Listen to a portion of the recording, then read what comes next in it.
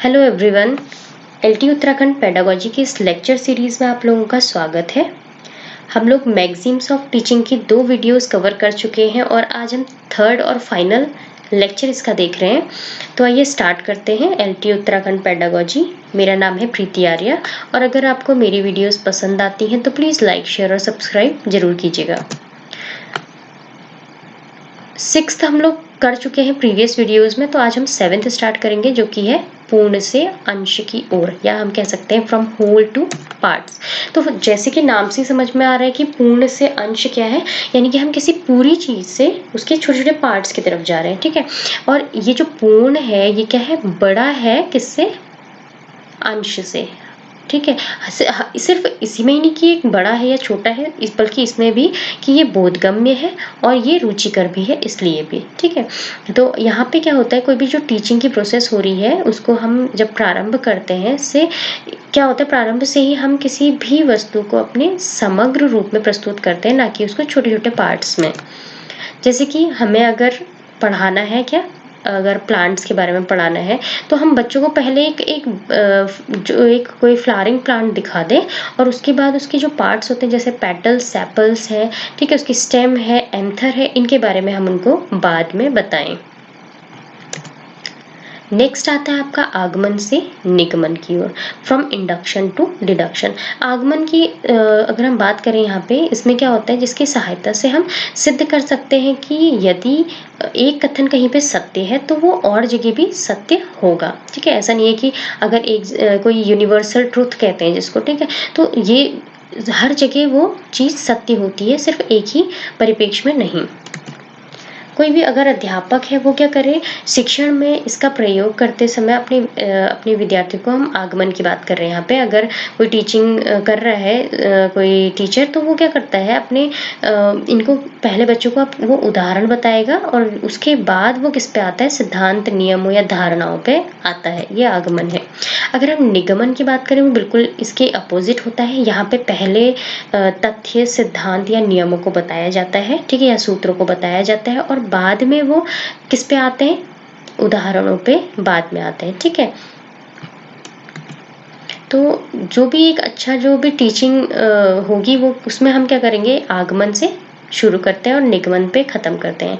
जैसे कि अगर हम भाषा के बारे में अगर हम पढ़ा रहे हैं या व्याकरण हम पढ़ा रहे हैं कह सकते हैं, तो इसमें हम क्या करेंगे, सबसे पहले इसको स्टार्ट करने से पहले, ठीक है, या हम इसके बारे में बताने से पहले, विशेषण की परिभाषा बताने से पहले हम बच्चों को कुछ छोटे छोटे पॉइंट्स बता देंगे, जैसे कि लाल है, हरा है, अच्छा बुरा क्या होता है, ठीक है, 2-4, तो इस टाइप के हम एग्जाम्पल्स बच्चों को दे देंगे, जिसके बाद हम क्या करें, उनको वाक्यों के माध्यम से उनको समझाएं और फिर क्या करें, बच्चे जो है उनको सामान्यकरण या उनका जनरलाइजेशन करें। तो सिंपली यहाँ पे क्या करेंगे, हम पहले क्या बता रहे हैं, जैसे भाषा का हमने विकास या भाषा की शिक्षा के बारे में अगर बताना है तो हम यहाँ पे व्याकरण के नियमों से पहले बच्चों को कुछ छोटे छोटे की पॉइंट्स समझा दें।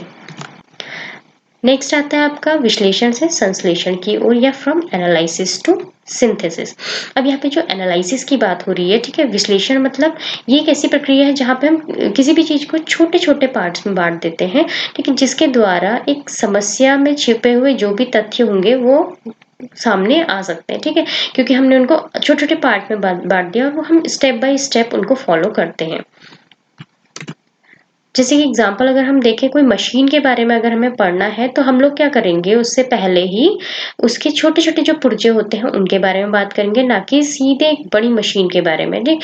तो फिर जब हम ये कर लेंगे उसके बाद हम लोग क्या करते हैं, पूरी मशीन की बनावट या कार्य प्रणाली को समझते हैं। तो इस प्रकार हम कह सकते हैं कि जो विश्लेषण है, अगर हम इस प्रक्रिया को फॉलो करते हैं तो उससे हम कोई भी विषय आसानी से क्या कर सकते हैं, अंडरस्टैंड कर सकते हैं। अगर हम यहाँ पे सिंथेसिस की बात करें तो सिंथेसिस जो है वो इसके एकदम अपोजिट होता है।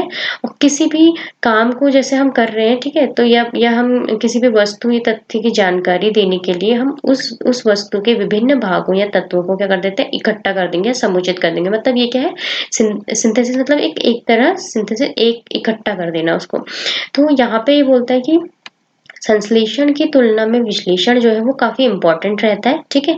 और ये क्या है, एक सहज, स्वाभाविक और सुव्यवस्थित विधि है, ठीक।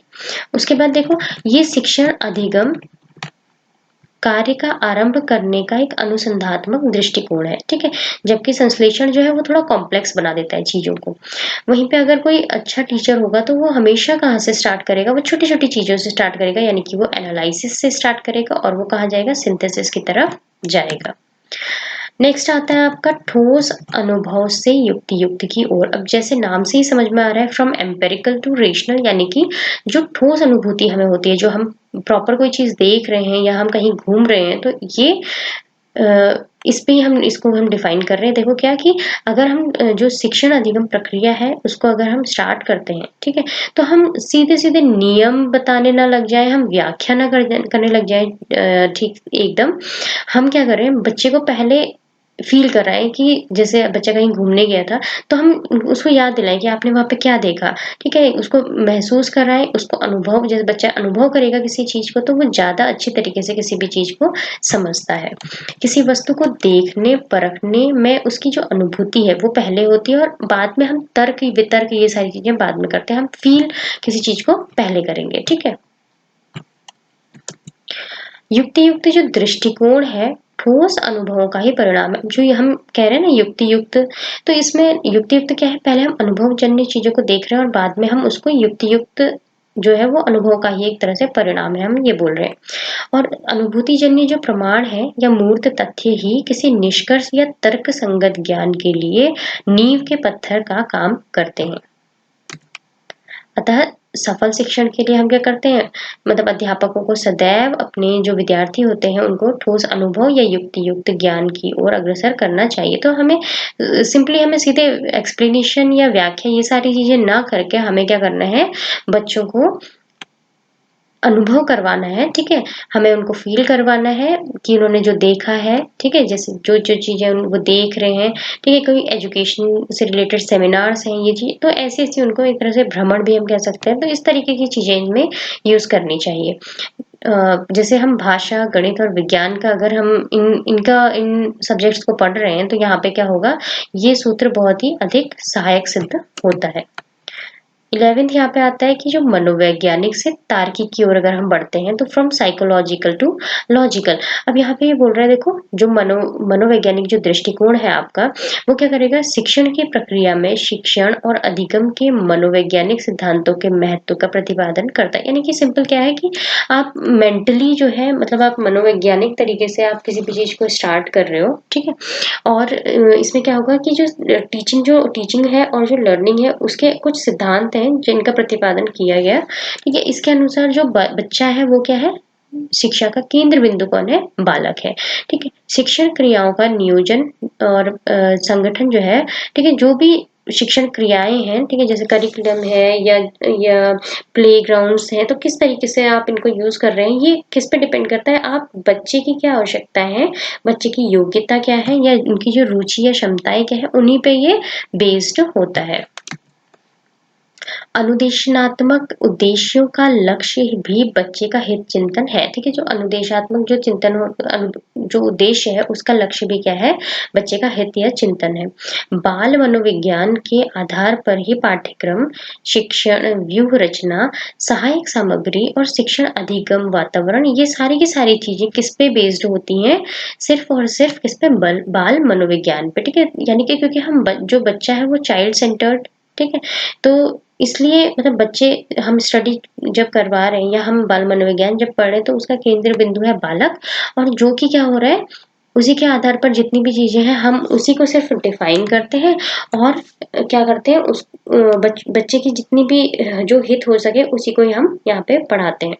तो अगर हम बात करें कि शिक्षण को अगर प्रभावशाली बनाने के लिए यह आवश्यक है कि अधिगम के लिए दिए जाने वाले जो भी अनुभव हैं, ठीक है, शिक्षण की व्यूह रचना, मूल्यांकन क्रियाओं या जो फीडबैक होता है कि प्रविधियों आदि शिक्षण क्रियाओं को सुव्यवस्थित क्रम में प्रस्तुत किया जाए।